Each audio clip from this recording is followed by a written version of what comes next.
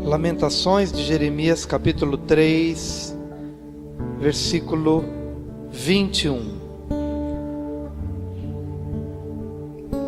O texto bíblico nos diz assim,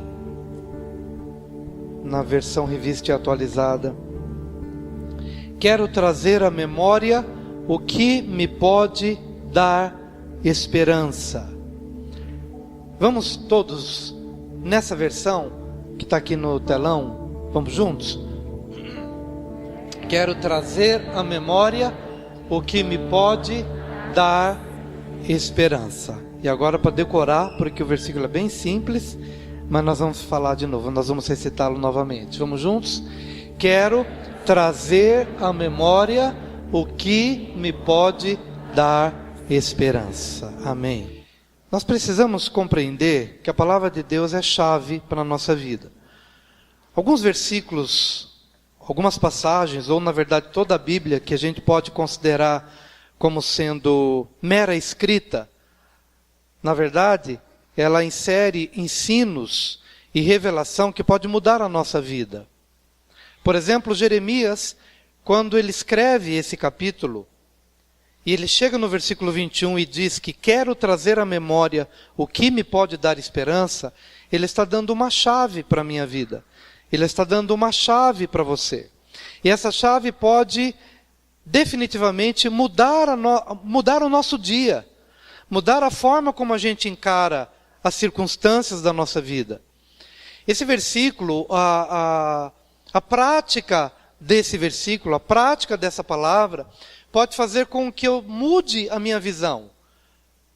E pode fazer com que, a partir dessa mudança de visão, as minhas escolhas e as minhas decisões sejam afetadas para o bem. Amém? Na verdade, ele chega no versículo 21, descobrindo isso, porque há uma necessidade dele mudar o caminho dos seus pensamentos. Porque é sinal de que o capítulo começa expressando a forma como ele estava pensando. E a forma como ele pensava era extremamente amarga. A visão que ele tinha das circunstâncias da vida, das coisas que estavam ao redor da sua vida, da sua experiência de vida, fazia com que tudo que ele visse, tudo que ele enxergasse, tivesse um tom escuro. E isso fazia com que ele se amargurasse. E também fazia com que as suas escolhas fossem escolhas erradas. Até que ele chega o momento, não posso mais pensar desse jeito. Eu não posso mais permitir que esse veneno seja destilado na minha alma de tal maneira que amargure não somente o meu dia, mas amargure a minha vida. Então eu tomo uma decisão de trazer à memória aquilo que pode me dar esperança. E para você poder ter uma ideia do que realmente ocupava a mente, os pensamentos de Jeremias, basta você voltar para o primeiro versículo de Lamentações, esse mesmo capítulo, Lamentações capítulo 3, versículo 1, que está sendo projetado aqui. Você vai encontrar aqui no primeiro versículo a seguinte frase: eu sou o homem que viu a aflição pela vara do furor de Deus. Vamos repetir essa frase. Eu sou o homem que viu a aflição pela vara do furor de Deus. A partir daqui ele vai falar sobre um monte de coisa ruim, um monte de coisa negativa que ocupa a visão e os pensamentos. Mas antes de entrar aqui na descrição, o versículo 1 revela já alguma coisa interessante.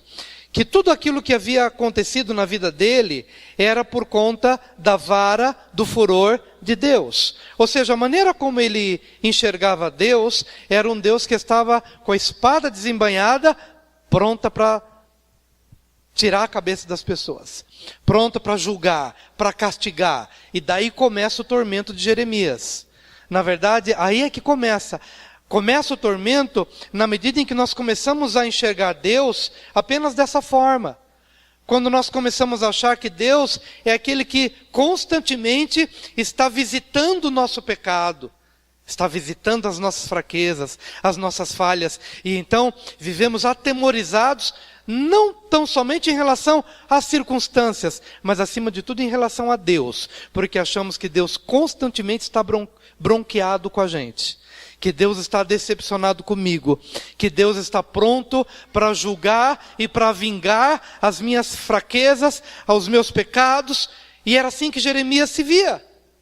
É como se ele pensasse assim: puxa, eu devo realmente estar muito longe, eu devo realmente estar muito fora do plano de Deus, porque praticamente o que eu sinto todos os dias, todos os minutos, todas as horas e todos os dias é que eu estou sofrendo como consequência da vara do furor de Deus.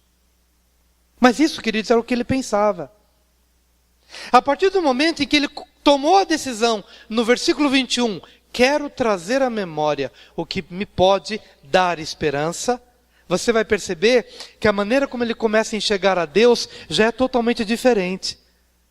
A maneira como ele consegue se relacionar com Deus não é mais com um Deus irado e com um Deus vingativo. O que aconteceu? Deus mudou de atitudes? Não, o Deus continuou sendo o mesmo. Deus não se ausentou do trono, mas o que mudou? A forma dele pensar.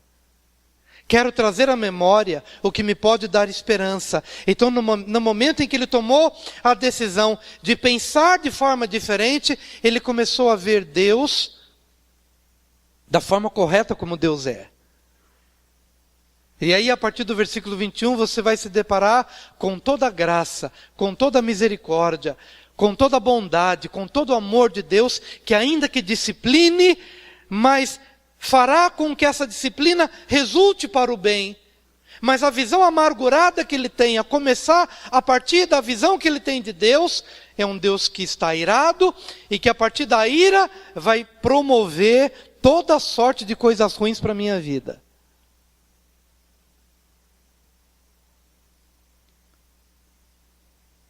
Vamos ver a partir do versículo 2, o que esse Deus até então, de acordo com a maneira como Jeremias enxergava Deus na sua vida, o que Deus estava promovendo na vida de Jeremias? A partir do versículo 2, ele me levou e me fez andar em trevas e não na luz. Você já viveu algum momento da sua vida em que você não tinha direção? Trevas e luz são sinônimos aqui de ter direção de Deus ou não ter direção de Deus. Porque quando estamos na luz, todas as coisas nos são claras. Mas quando Deus nos tira a luz, ficamos como que apalpando. Para onde vou? Por essa porta, por aquela outra. O que faço? O que deixo de fazer? Estou no escuro. Versículo 3. Deveras, ele volveu contra mim a mão de contínuo, todo o dia. Você já teve esse tipo de experiência, de ter uma impressão de que é Deus quem está movendo-se contra as tuas iniciativas? Ele está sentindo isso. Deveras, ele volveu contra a minha mão de contínuo, todo dia. Nada do que eu faço dá certo. Toda porta que bato se fecha. Tenho a impressão de que Deus está fechando todas as portas. Versículo 4. Fez envelhecer a minha carne e a minha pele, despedaçou os meus ossos. Você já entrou em contato com uma pessoa que sabe que essa pessoa passou por um grande momento de tribulação na vida, e já tinha um tempinho que você não a via, e quando se deparou de novo, você percebeu que aquela pessoa envelheceu mais do que o natural. Por quê? Porque o sofrimento nos envelhece. Porque a angústia vai fazendo com que os nossos ossos sintam o problema da alma que a gente está enfrentando. Jeremias está realmente tendo essa impressão que Deus fez envelhecer a minha carne e a minha pele, despedaçou os meus ossos. No versículo 5, edificou contra mim e me cercou de veneno e de dor. De que veneno que ele está dizendo, queridos? Que ele está falando? É o veneno que a gente sabe que é destilado na nossa alma, em que num determinado momento, dependendo do que a gente passou, a gente ouviu uma palavra, viu uma circunstância, e o medo, a agonia, a angústia, tudo isso foi destilado como veneno. E contaminou a nossa alma, contaminou a nossa mente, me cercou de veneno e de dor. No versículo 6, fez-me habitar em lugares tenebrosos, como os que estão mortos para sempre. Você pode morar no melhor lugar do mundo, mas você não tem alegria no lugar onde você mora. Porque a visão que você tem de tudo que te cerca não satisfaz. Jeremias está revelando mais um estado de alma do que uma posição física ou geográfica. Cercou-me de um muro e já não posso sair. Agravou-me com grilhões de bronze. O que ele está querendo dizer? Olha, eu sinto que Deus me colocou numa situação e que por mais que eu ore e por mais que eu lute, eu não consigo sair deste lugar. A impressão que eu tenho é que Ele levantou muros gigantescos e fortes e eu não consigo sair deste lugar. Agravou-me com grilhões de bronze. Ainda quando clamo e grito, Ele não admite a minha oração. Eu acredito que você também já deve ter passado por isso. Orar, clamar, e a impressão que você tem é que não há resposta para a oração. Saiba que Jeremias sentiu isso.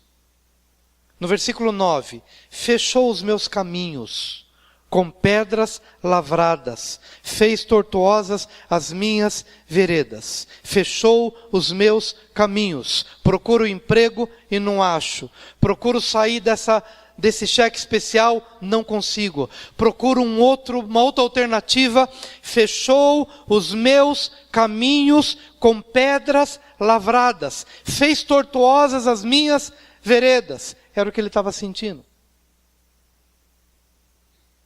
Procura um relacionamento que seja saudável, mas todos os caminhos foram fechados. E as veredas são tortuosas. O que ele quer dizer? Eu procuro um caminho que dê certo e que seja reto, mas quando me vejo, está muito torto. Parece que Deus fez um labirinto e eu não consigo achar saídas. É disso que Jeremias está falando. Versículo 10. Fez-se-me como urso à espreita, um leão de emboscada. Essa maneira como ele vê o próprio Deus. Parece que Deus está assim, né? Eu tento alguma coisa e parece que é um urso que está me saindo à emboscada. Ou um leão que a qualquer momento vai fazer com que a minha vida entre numa desgraça só. Desviou os meus caminhos e me fez em pedaços. Deixou-me assolado. Versículo 12. Entesou seu arco e me pôs como alvo a flecha. Sabe que a impressão que ele tinha? É que é o seguinte, é que Deus tivesse entesado o arco e disse o seguinte: Maru, fica aqui, porque a minha direção é essa aqui, ó. Pá! Fábio, a impressão que tem é, Deus entesou o arco, ó, não é para o da direita nem para o da esquerda, é para você. Sabe aquela coisa que você pensa, olha, não é possível, porque para todo mundo dá certo, para mim não dá. A impressão que eu tenho é que de fato Deus entesou o arco e disse, olha, afasta o da direita e o da esquerda, porque eu quero atingir essa pessoa. Era assim que ele via, era assim que ele sentia. E o que acontece no versículo 13? Fez que me entrassem no coração as flechas da sua aljava. Fui feito objeto de escárnio para todo o meu povo e a sua canção todo dia. Quem já sofreu bullying na escola quando pequeno, sabe o que é isso. Quando a pessoa começa a fazer parte das cantigas de gozação. Chama aquela pessoa, põe o nome da pessoa, faz o desenho da pessoa. Até isso acontece. Não sei se já fizeram com você. Comigo já fizeram até desenho de mim. E quando eu olhei aquele desenho, aquilo me ofendeu de tal maneira que foi uma coisa extremamente vergonhosa. Alguém fazer um colega seu, pequeno, fazer um desenho de você, mas tirando chacota numa fraqueza sua. Ou em alguma coisa que é muito sua. É mais ou menos isso que Jeremias sentiu. Fui feito objeto de escárnio para todo o meu povo e a sua canção todo dia. Versículo 15. Fartou-me de amarguras, saciou-me de absinto, algo amargo. Fez-me quebrar com pedrinhas de areia os meus dentes e cobriu-me de cinza. Na verdade, a vida de Jeremias estava tão cercada de tudo que não prestava, que até para comer ele havia perdido a alegria. Fez-me quebrar os dentes com pedrinhas de areia. Nem comer mais eu tenho prazer. Não tenho mais prazer no alimento. Cobriu-me de cinza. É como se eu tivesse entrado num processo de luto. Cobriu-me de cinza, de vergonha. Afastou a paz de minha alma. Esqueci-me do bem. O que ele está querendo dizer é o seguinte: é que ele não se lembra mais do tempo de glória ou de tempo de prosperidade que já aconteceu na sua vida. É uma coisa tão passada e tão distante dele que ele já se esqueceu de quem ele era. Ele está muito mais acostumado com a amargura presente do que da identidade de alegria que já fez parte da sua vida. Ele se esqueceu das coisas boas. Ele se esqueceu dos dias bons. Não fazem mais parte do seu cotidiano. Não faz mais parte da sua memória e da sua lembrança. No versículo 18 ele diz: então disse eu, já pereceu a minha glória, como também a minha esperança no Senhor. Lembra-te da minha aflição, do meu pranto, do absinto e do veneno. No versículo 19, ele resume toda a sua desgraça nessas palavras: Senhor, lembra-me do meu absinto, do meu veneno, lembra-me do meu pranto, da minha aflição. Resumiu toda a solidão e desprezo do primeiro versículo até o versículo 19. Senhor, livra-me de tudo isso. Sabe por quê? Porque no versículo 20... minha alma continuamente os recorda e se abate dentro de mim. Presta atenção no que eu vou te dizer agora. Porque o versículo 20 também é uma chave. Mas é uma chave que a gente tem que apenas entender para nunca mais abrir esse baú. No versículo 20, ele diz o seguinte: minha alma continuamente os recorda e se abate dentro de mim. Você pode perceber, eu não teria a capacidade talvez de Jeremias de descrever de uma maneira tão perfeita, de colocar item por item, detalhe por detalhe, como ele colocou. E como ele conseguiu descrever os sentimentos, a impressão de um Deus com arco entesado, diretamente para nos ferir, do absinto, do desprezo, da vergonha. Como é que ele conseguiu? Porque todos os dias ele se alimentava dessas lembranças. É isso que ele está dizendo no versículo 20. No versículo 20 ele está dizendo que essas vergonhas, que esse fracasso, que esse medo, que essa impressão de que Deus está à espreita para nos pegar e revelar a nossa fragilidade, essa impressão de que constantemente estamos à beira do abismo. Todos os dias ele pensa, ele reflete, e ele pensa de novo, e ele decora, e ele visualiza de novo. E é por isso que na medida em que ele vai se tornando um especialista na amargura, e é isso que eu queria que você dissesse para o seu vizinho: nunca se torne um especialista na amargura. Diga isso para ele. Eu quero que isso fique gravado no seu coração. Eu quero que isso fique gravado no seu coração, porque essa é uma chave do entendimento. Porque Jeremias descreve como descreveu, porque ele recordava, porque ele retroalimentava, porque ele pensava de novo, porque ele imaginava de novo, e de tanto pensar, de tanto imaginar, de repente a gente começa a estar muito mais próximo da linguagem que amargura a nossa alma do que da linguagem que liberta a nossa alma.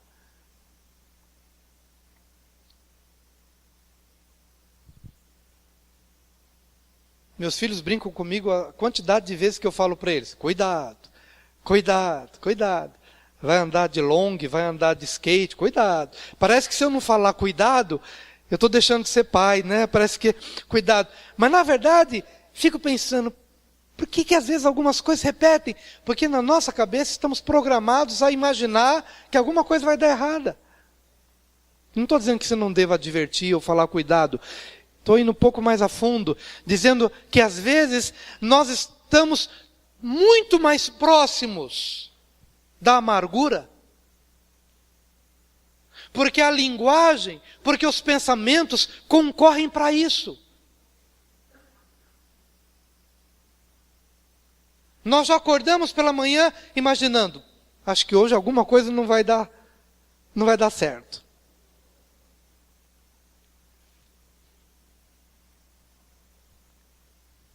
E eu entendo que foi a essa conclusão que Jeremias chegou. Minha alma, continuamente, ele está dizendo de um hábito, de alguma coisa que se tornou como um estilo de vida. Ele se programou inconscientemente para ser amargo, para ter uma alma amargurada. Minha alma continuamente os recorda. E como resultado disso, se abate dentro de mim. Estava dizendo, queridos, que às vezes pensamos assim: Deus, faça com que o meu dia seja uma bênção.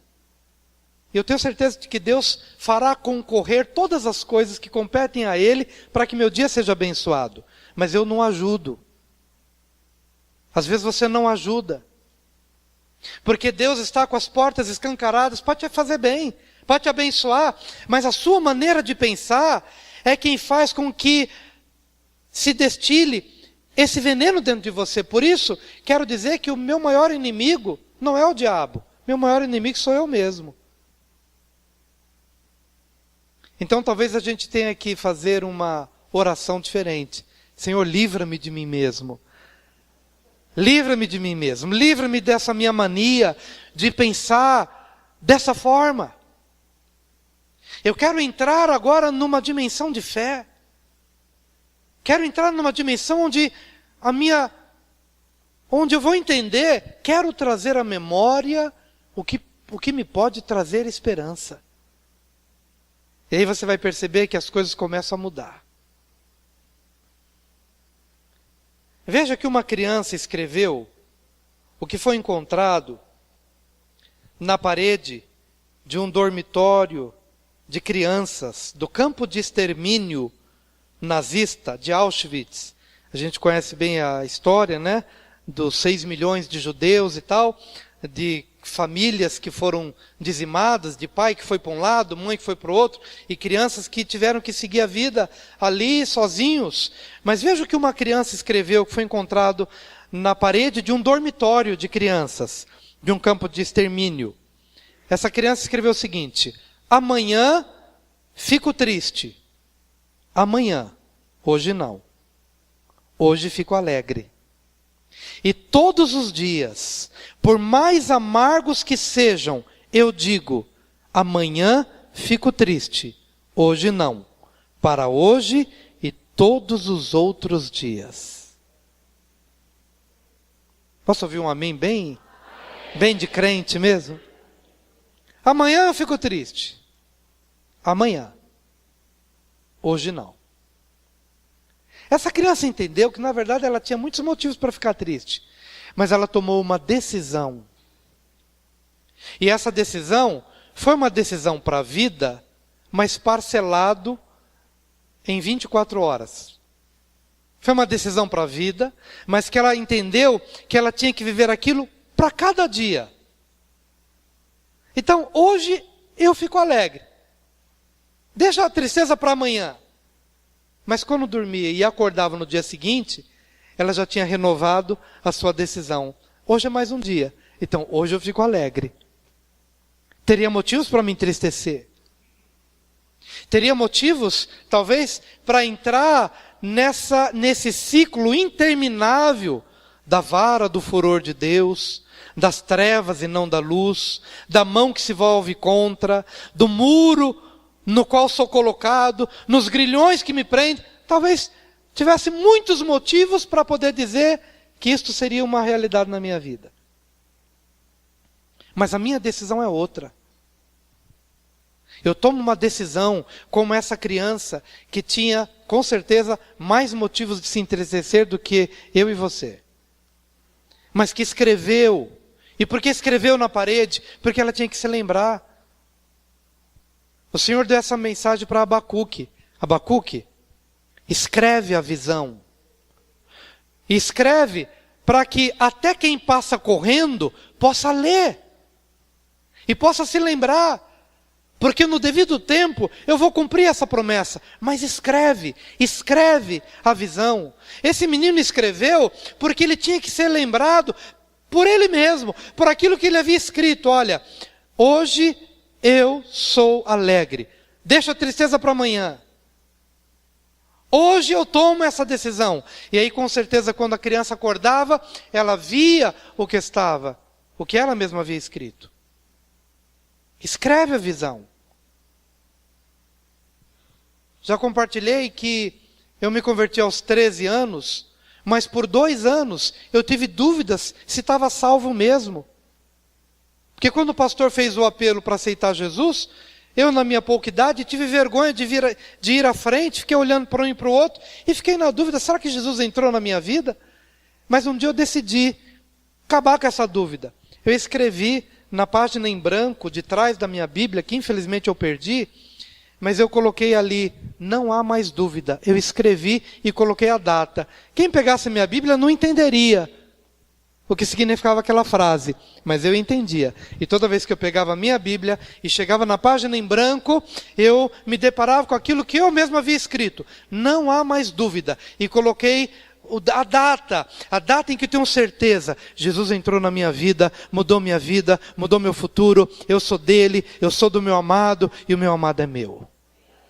Não há mais dúvida, não há mais medo do escuro, não há mais medo do inferno, não há mais medo de ir para o cemitério, não há mais medo, porque não há mais dúvida. Escreve a visão. E é mais ou menos isso que Jeremias está dizendo, quero trazer à memória o que me dá esperança, e que foi o que essa criança escreveu.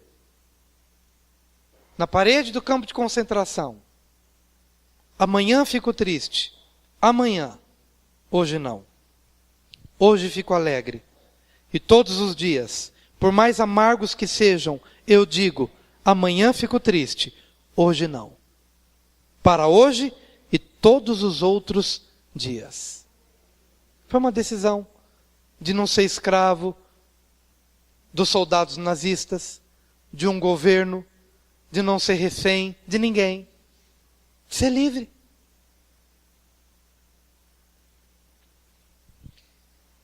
E aí, queridos, quando de fato ele toma essa decisão, veja que a maneira como ele enxerga Deus começa a ser diferente.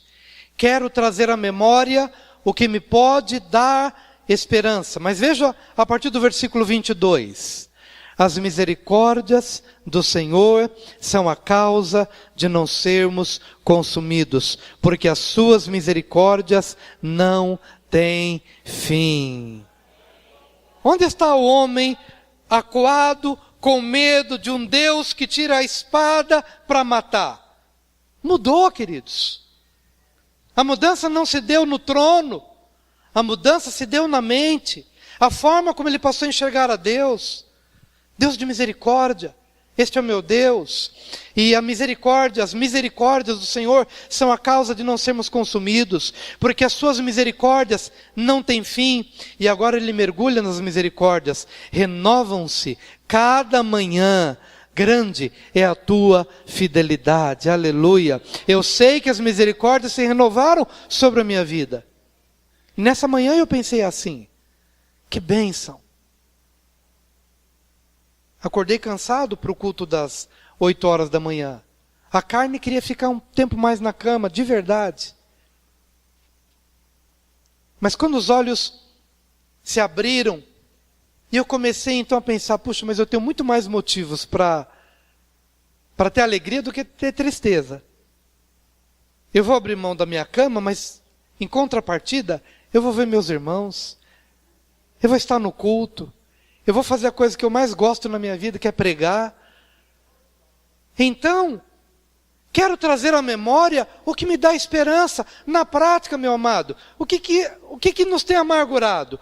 O pensar nas coisas que não funcionam. Mas veja que Deus, na sua fidelidade, tem renovado misericórdia e graça a cada manhã. E você precisa enxergar isso, e eu preciso enxergar isso. Renovam-se cada manhã. Grande é a tua fidelidade. A minha porção é o Senhor, diz a minha alma. Portanto, esperarei nele. Diga, a minha porção é o Senhor. Isso é um segredo. Sabe por quê?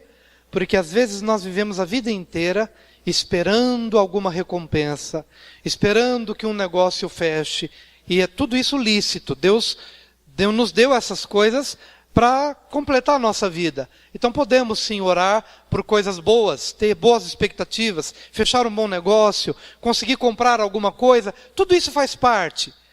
Mas melhor do que tudo isso é poder dizer, minha porção, na verdade, é o Senhor. Ele é a minha porção. É Ele a quem eu aguardo.